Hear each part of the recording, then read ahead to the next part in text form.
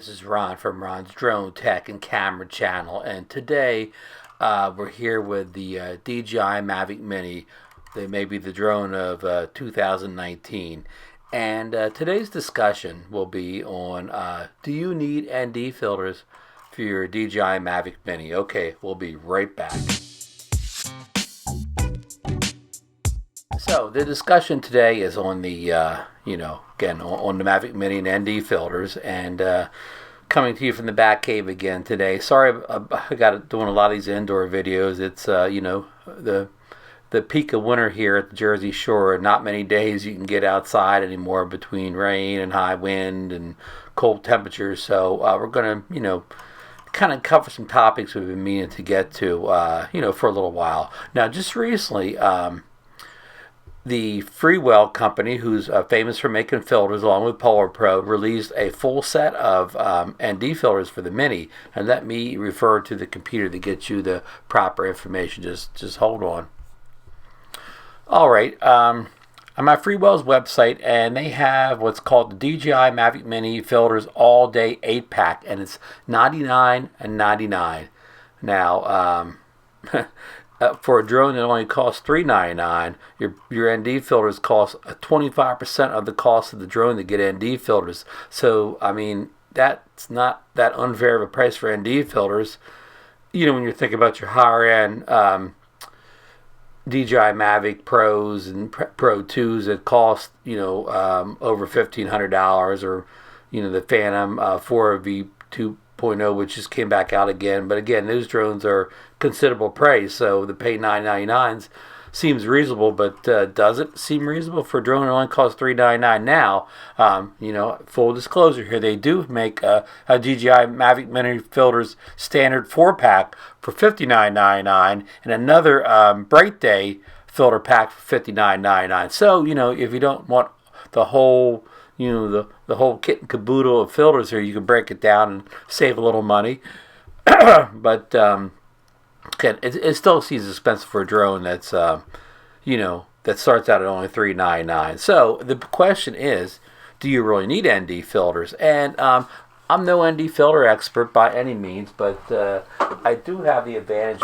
I've been using ND filters, on cameras like this long before I ever started flying drones or even heard of drones. Now, I don't have an ND filter right here, but I do have a UV filter on it right now. So again, I learned to use ND filters on DSR cameras. This is a mirrorless camera, but I learned on older Nikon, full frame DSRs that use ND filters. So I have a little bit of background in them.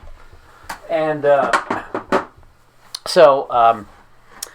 my thinking here is on most drones, like, again, I'm sorry to keep using props here, like the full-size Mavic 2 Pro, you have an adjustable shutter dial on the drone, so you can set your shutter speed. So here's what most people, the rule of thumb is on ND filters. Like if you're going to shoot, we're going to use the Mini for example. We're going to shoot 2.7K at 30 frames per second, which is the highest video settings. You would make the shutter speed 60. You would double the frame rate of 30 to 60 on with the ND filter on, and that'll give you that motion blur in the video, where if people move or cars move, or there's any kind of movement like that, it'll have a little bit of motion blur and look natural. Where if you say you set, excuse me. Another problem living in Jersey in winter time, you have cold all winter long. But getting back to my point here, if you say you shoot 2.730 frames per second and you have your shutter speed at 400 or whatever, I mean, it'll freeze stuff that there'll be no motion blur at all at anything in the in the frame. So that cannot be good in certain situations. But here's the problem with the little Mavic Mini. Unlike the big Mavic, you cannot adjust shutter in here. There is no manual shutter adjustment. So how are you going to, if you put your ND filter on and you want to do that, you want to set it for 2.7K 30, and then you want to set the shutter to 60 to get the preferred motion blur. How do you do that? Well, again, it doesn't have a shutter adjustment dial on it, but it has an EV setting in the video, and you can bump your EV up. And if you're an experienced photographer, experienced with ND filters and all that, you can probably guess, what may be close to, the shutter speed is 60 for the setting of 30 frames per second. I mean, maybe, if you're real experienced, maybe you could get it close, but I mean, you're never really going to know for sure. And if you're, you have no photography experience, this is your first drone, you're never going to figure that out anyways. So, my advice, and this, I'm even taking my own advice here, I don't think I'm going to invest in ND filters for the Mavic Mini just because of the whole shutter thing. I really can't set it up properly anyways. I mean, I can guess with the EV settings, but I just don't think the price, the buy into the ND filters for this, I'm ever going to get that value back out again. I mean, if I really, want to get this perfect motion blur or whatever, I'll just take the Mavic 2 Pro out and have Polar Pro ND filters for that. I'll put them on, and I'll set my 30-60 thing and get my motion blur. And I know people are going to say, well, if the minis are my only drone, I don't have a Mavic 2 Pro. I mean, I'm not telling anybody not to get ND filters.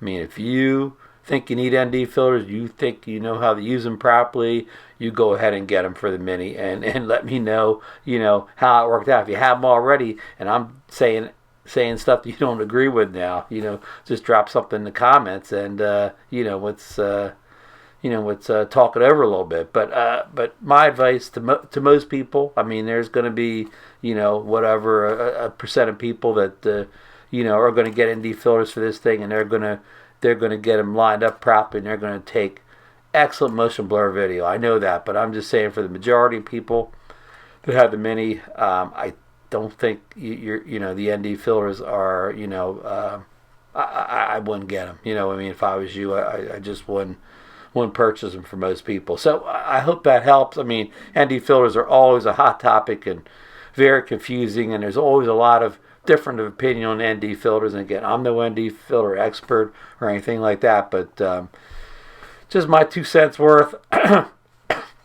Sorry, I can't make it through a video without getting congested, but if you got anything out of this video, go ahead and leave the old thumbs up. Leave a comment. If you have a comment, question, subscribe to the channel if you're not already subscribed, and hit the bell notification for more videos like this, and hopefully some outdoor flight videos when my weather allows. And thanks for stopping by for this little back cave chat, and we'll see you in the next one.